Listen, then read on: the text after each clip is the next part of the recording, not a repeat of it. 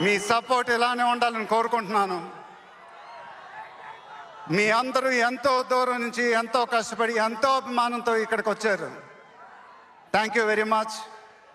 Thank you అనేది చాలా చిన్న మాట.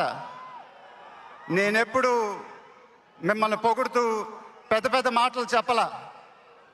ఎందుకంటే మీరు నాకు చూపించే అభిమానం నేనెప్పుడు అది మాటలతో చెప్పలేను. ఎప్పుడు అంటూ ఉంటానుగా, ఆ మాటే చెప్పాలి. చేతులెత్తి దండం పెట్టడం తప్ప నాకు ఇంకేం తెలియదు.